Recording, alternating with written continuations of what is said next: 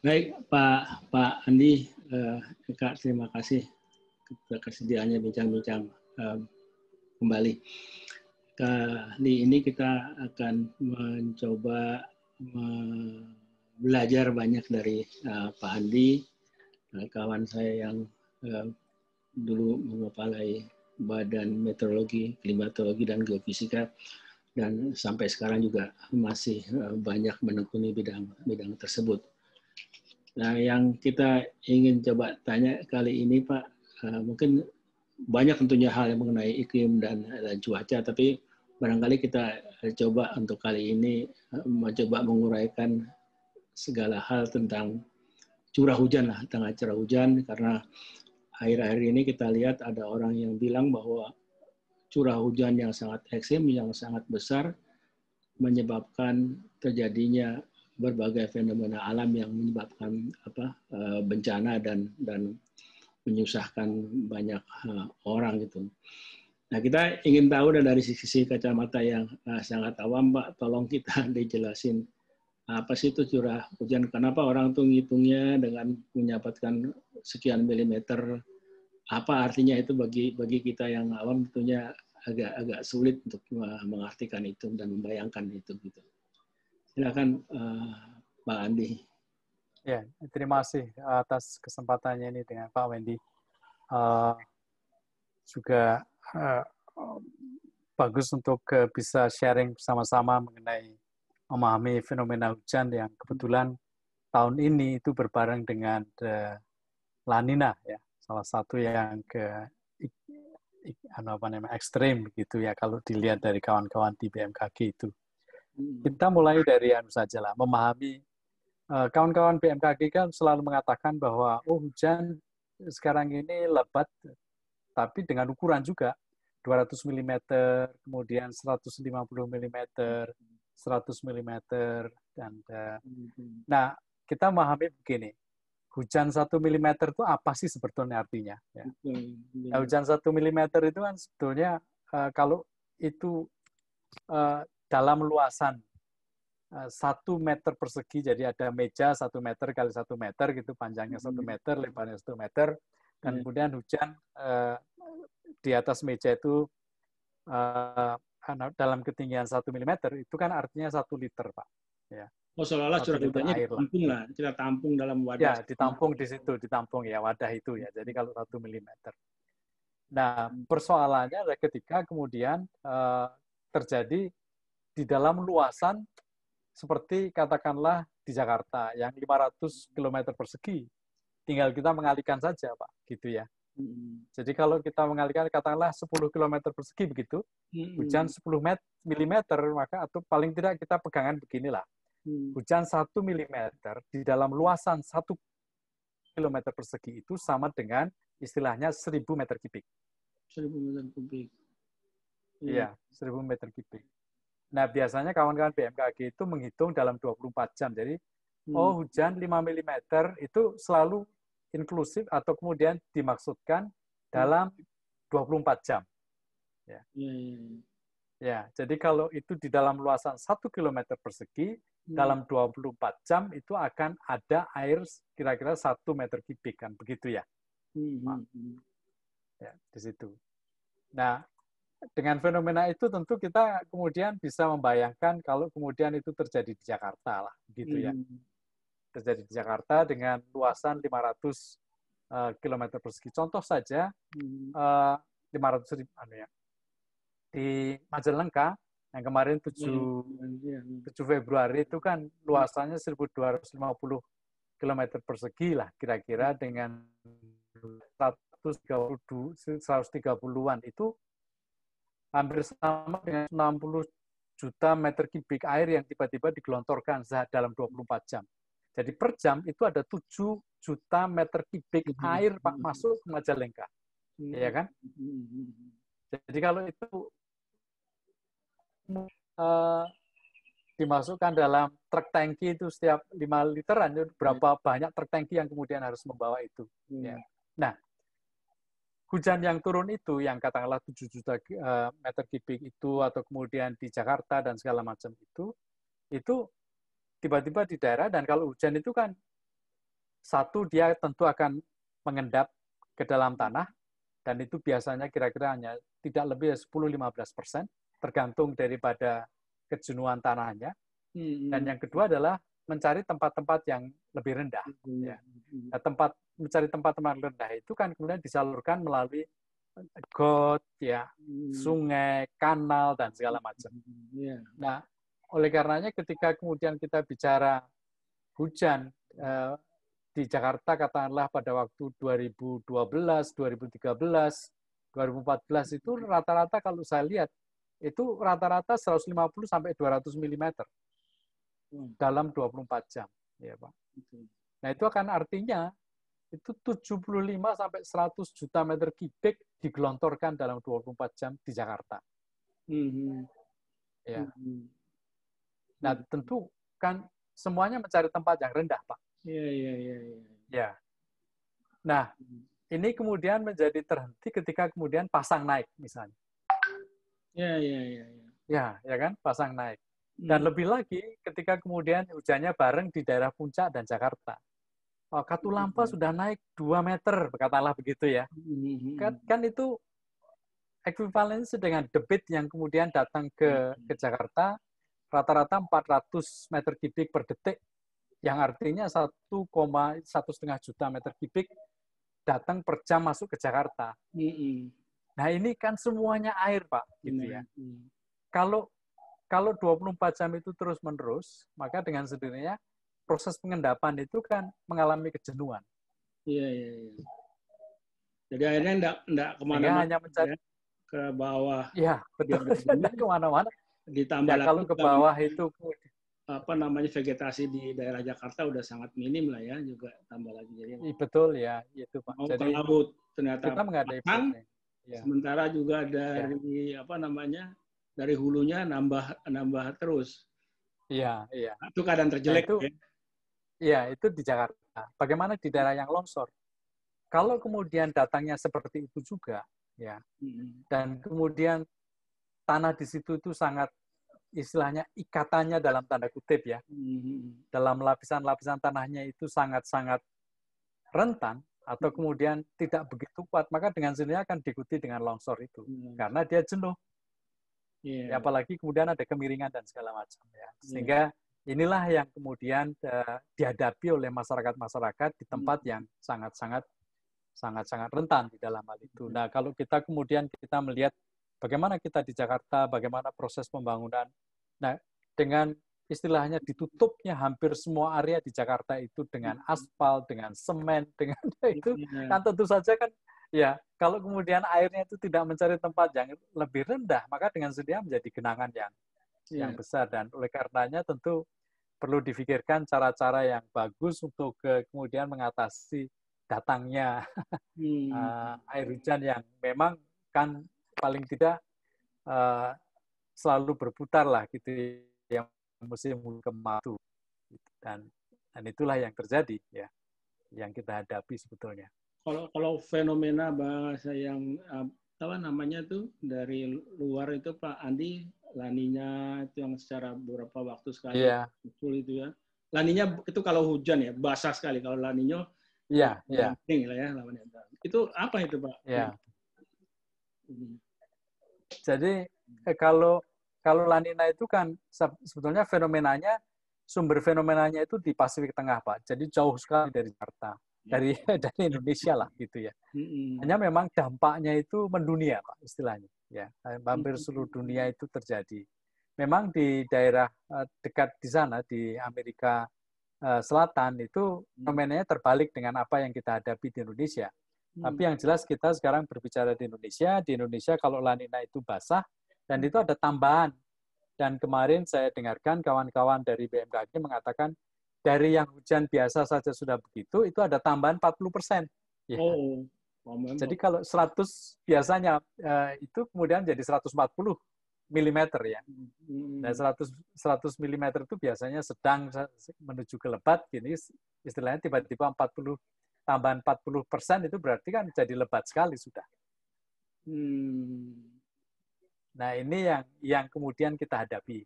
Dan kita hadapi kebetulan di daerah hampir seluruh Indonesia yang terdampak. Hampir Ya tidak. Kalau kemudian kita bisa lebih detail lagi, memang tidak seluruh daerah, misalnya sekarang di Sumatera bagian barat dan segala macam. Tapi pada umumnya daerah-daerah itu ada tambahan hujan lah dalam tanda kutip. Belum lagi fenomena yang lain, Pak, ya istilahnya. Nah, kalau lihat dari sini Pak Andi, katakanlah memang ada unsur juga dari ulah tangan manusia yang menyebabkan mungkin di hulunya itu sudah tidak vegetasinya, tumbuh-tumbuhannya berkurang sehingga lebih deras aliran ke katakanlah kalau yang lebih bawah ke Jakarta misalnya seperti itu. Tapi kalau dilihat katanya itu dari dulu sebetulnya memang fenomena itu ada ya, fenomena banjir apa itu bukan baru sekarang ya, berapa puluh tahun yang lalu juga ada, cuma sekarang mungkin apa gitu ya. Ya kalau kita lihat sejarah di Jakarta mengenai banjir atau di beberapa tempat kan sebetulnya memang disadari, dan pembangunan kanal dan juga pemikiran mengenai di daerah di veteran itu di air itu kan sebetulnya untuk mengatasi banjir itu. Dan mereka menyadari bahwa potensi banjir itu ada, dan tentu terpikir oleh Belanda pada waktu itu untuk mengatur sebetulnya bagaimana aliran air itu bisa kemudian disiasati untuk menghadapi banjir ini. Nah sekarang berbareng dengan itu, tidak untungnya sekarang ini kan kita menghadapi kenaikan suhu global atau kemudian kita sering sebut perubahan iklim ini. Nah dari situ kan dapur cuacanya berbeda di dalam acara ini, sehingga kita menghadapi istilahnya ketidakpastian atau istilahnya fluktuasi, naik turunnya curah hujan itu menjadi istilahnya keterperkiraannya menjadi lebih berkurang lah begitu ya. Sehingga tiba-tiba karena faktor yang begitu banyaknya, misalnya sekarang suhunya yang naik, kemudian ada terjadi pusaran angin yang ada di atas dan segala macam, itu kemudian meningkatkan curah hujan di satu tempat yang begitu tingginya tiba-tiba dan kemudian berhenti. Sehingga kalau kita tadi bicara mengenai cuaca dan iklim, cuaca barangkali bisa kita pahami begini. Kalau cuaca itu kita bisa melihat, oh sekarang ini hari ini dingin, temperaturnya 25, hujannya rintik-rintik. Nah ini itu kita bicara cuaca. Tetapi kalau kita bicara, 3 bulan atau 6 lagi seperti apa ya, itu kita bicara mengenai iklim trennya. Ya. Nah, kawan-kawan di BMKG biasanya kemudian menghitung berapa sih jumlah air hujan yang turun di satu tempat dalam satu tahun dirata-ratakan, Pak. Nah, kemudian mereka melihat per bulannya seperti apa gitu. Tetapi kan barangkali jumlah hujan satu bulan itu dengan kejadian istilahnya ketidakpastian karena perubahan iklim itu bisa saja dia jatuh dalam 1 hari atau 2 hari. Sehingga bisa dibayangkan bahwa air hujan yang sebetulnya dibagi rata 30 hari itu tiba-tiba datang dalam 2 hari. Sehingga faktor itulah yang kemudian harus dihadapi lah gitu ya istilahnya, dengan kalau boleh saya sebut daya dukung alam yang kita sekarang ini tempat tinggali begitu ya. Sekarang ini Pak Andi, entah mungkin baru sekarang atau gimana ya, mungkin fenomena-nya bukan hanya hujannya juga tinggi atau lebat ya curah hujannya, tapi juga kadang dibarengi dengan angin ribut, bahkan angin orang bilang puting beliung. Puting beliung ya. Iya. Itu fenomena apa lagi? Iya. Kenapa begitu? Iya. Begitulah tadi saya katakan bahwa dapur cuacanya itu semakin karena kenaikan suhu, dapur cuacanya semakin luas ruangnya, Pak. Sehingga kejadian-kejadian itu menjadi semakin tidak terperakirakan di tempatnya, dan kemudian ketika kemudian itu terjadi di laut, maka interaksi yang ada di laut itu kemudian memungkinkan terjadinya seperti entah itu puting beliung, entah itu kemudian gelombang tinggi yang yang dulunya itu tidak kemudian sering muncul, sekarang menjadi sering muncul, Pak. Karena ketidakpastian itu. Nah, ini Oh, jadi yang memang begitu tentu ya, Pak Andi. Dari dulunya nggak terlalu sering, sekarang menjadi lebih sering. Saya pikir lebih sering ya. karena dulu nggak ke-record lalu atau sekarang saja mungkin apa-apa diberitakan di media jadi seolah-olah. Dan dapat. Jadi misalnya nih ya, misalnya sekarang contoh, Hmm. uh, uh, orang tidak pernah berpikir bahwa apa namanya badai tropis yang biasanya itu tidak pernah masuk ke Indonesia, itu oleh karenanya kita tidak pernah merasakan bahwa tidak mungkin lah gitu ya. Tetapi di 2017-2018 kita mencatat badai tropis itu sudah menyentuh kira-kira 50 km, ya 50 km dari selatan Jogja, atau kemudian kira-kira 125 km dari Bengkulu dan Sumatera Barat ya. Jadi sentuhan-sentuhan semacam itu sebetulnya mempunyai dampak atau kemudian mempunyai arti yang sangat-sangat penting bagi kawan-kawan yang barangkali di BMKG, kalau boleh saya menjelaskan begitu ya. Karena ini menjadi satu tren, kalau kemudian kita lihat dalam perjalanan waktu yang lama, menjadi sebuah istilahnya noktah-noktah yang kalau kita bicara mengenai Steve Jobs itu dot-dot yang kemudian menghubungkan antara kejadian satu dan kejadian lain. Nah, inilah yang sebetulnya menjadi tanda-tanda yang kemudian kita barangkali kawan-kawan BMKG menjadi lebih sering kemudian memberikan peringatan ya, kemudian menghitung dalam jangka waktu yang panjang tren-tren yang terjadi seperti perakiraan hujan di Jakarta yang keberulangannya 150 tahun itu juga terjadi, Pak. Jadi rupanya itu kemudian ada dan terbukti karena pada waktu perhitungan itu dimulai di 2017-2018 dan itu diintroduksi ke kawan-kawan di perusahaan asuransi, dan 2020 kita merasakan itu terjadi ya. Nah, semacam itulah yang sekarang fenomena semacam itu terjadi. Dan bagi masyarakat tentunya secara langsung ini menjadi persoalan yang sangat-sangat serius tentunya. Iya.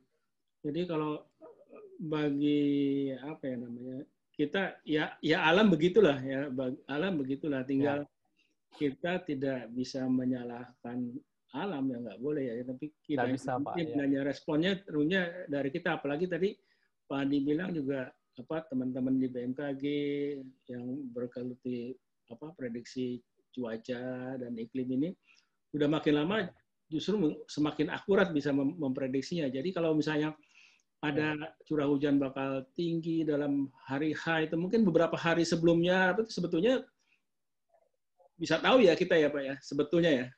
Ya, tren-trennya akan kemudian terlihat karena satu, alat-alat untuk observasinya atau pengamatannya semakin banyak ya, semakin rapat, dan dengan sendirinya kan mereka terbantu untuk membuat prediksi ya atau perakiraan.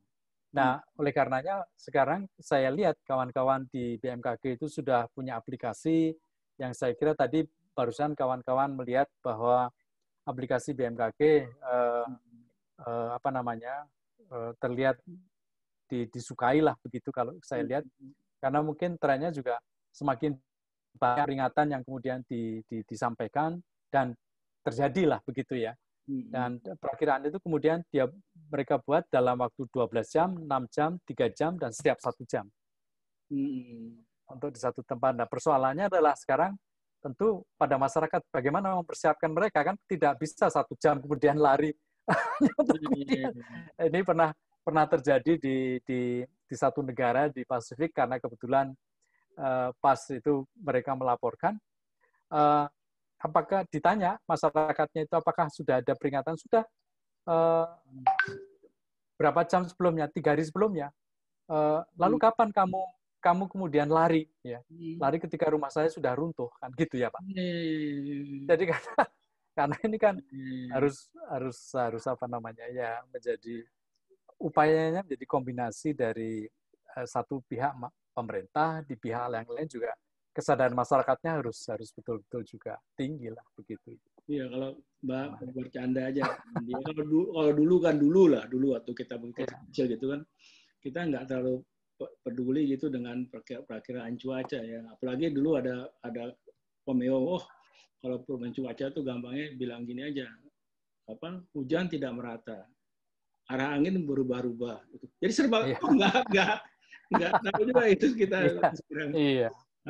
Sekarang udah lebih akurat, bisa sampai kepada secara kuantitas itu gerakannya itu.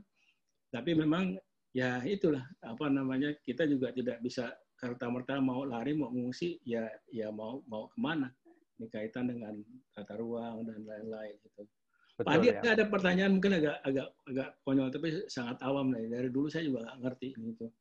Kenapa kalau hujan itu dimulai dengan petir, kilat, apa yang nggak ada dampaknya sih relatif kepada kita mungkin ya.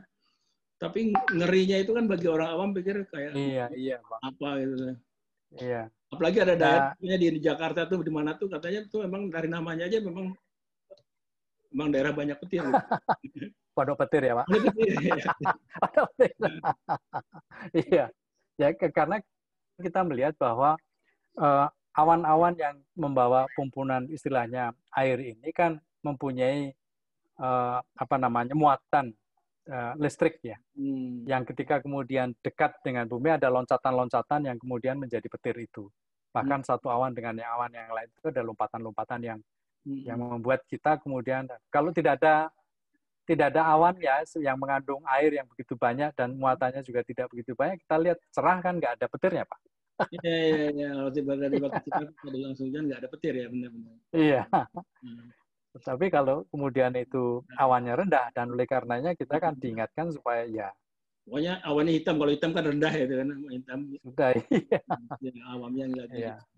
Ada satu lagi mungkin Pak Andi. Iya. Juga nggak ada hubungannya sih, tapi orang kan sering kalau ada pesawat kecelakaan tuh orang selalu menghubungkan dengan ada cuaca jelek. Nah kalau cuaca jelek baru akhir-akhir ini berapa tahun ini jadi terkenal awan cumulonimbus.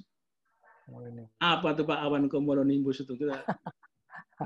Iya ya di situ begini, awannya itu tinggi sekali dan di dalamnya ada interaksi-interaksi naik turunnya awan yang ada di dalam itu yang kemudian kalau pesawat itu kemudian masuk di situ, maka guncangannya akan terasa sekali karena mekanisme naik turunnya angin itu sangat berpengaruh pada terbangnya pesawat. Sehingga dengan kemajuan teknologi yang sekarang ini, di setiap pesawat kan sekarang ini ada radar yang kemudian mendeteksi kira-kira 150-200 km di depannya yang kemudian mendeteksi dan mereka akan kemudian berusaha menghindari.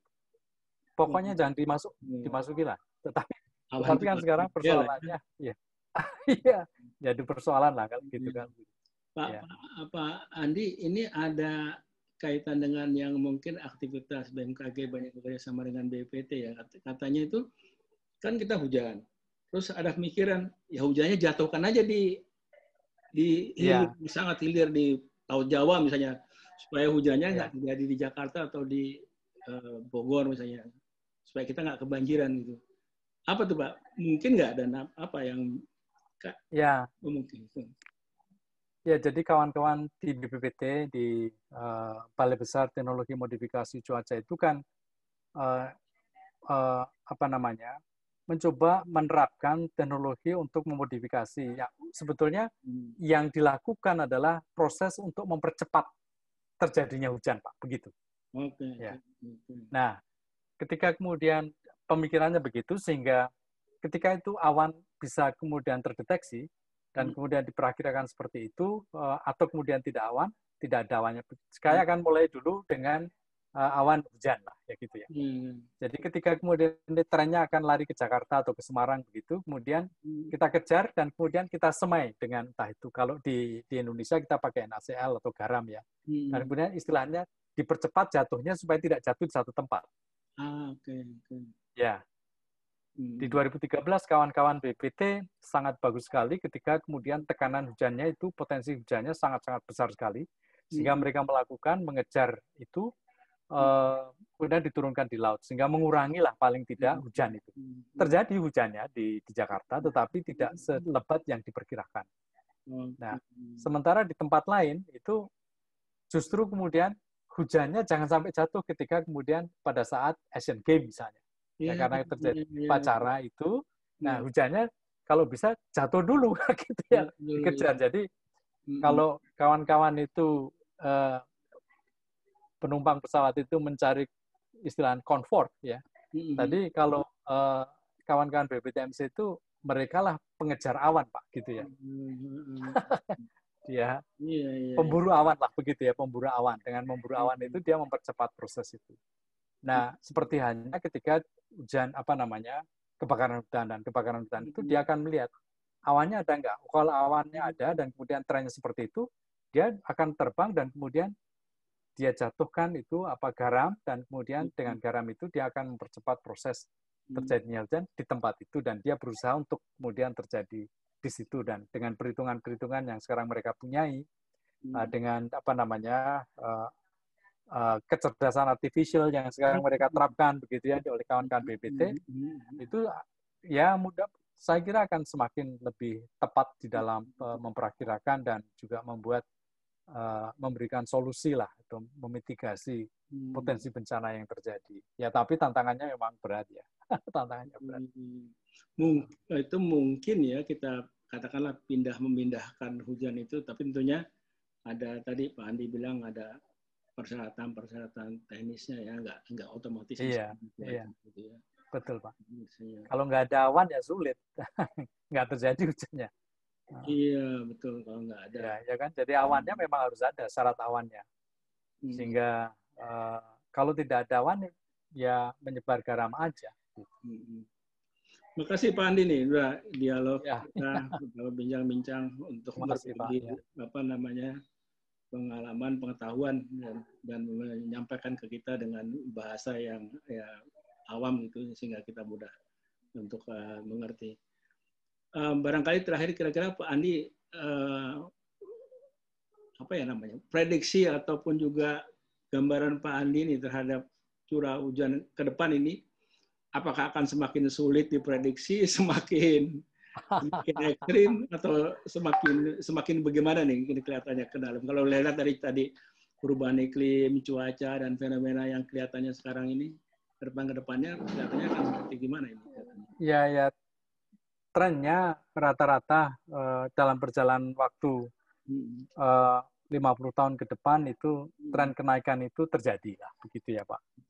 Ini terbukti dengan berbagai istilahnya perhitungan-perhitungan yang dilakukan atau model-model yang dilakukan oleh kawan-kawan di entah itu IPCC ya,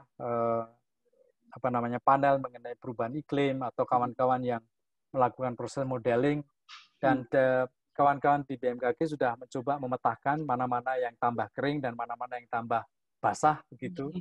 Dan ada trennya sebagian besar di Indonesia memang tambah kering, tapi persoalannya adalah bahwa tambah keringnya itu bukan itu rata-rata, tetapi curah hujannya juga ada tetap. Curah hujannya itu trennya kenaikan, tetapi kemudian yang menjadi dikhawatirkan adalah ketika dia turun dalam waktu yang sangat singkat.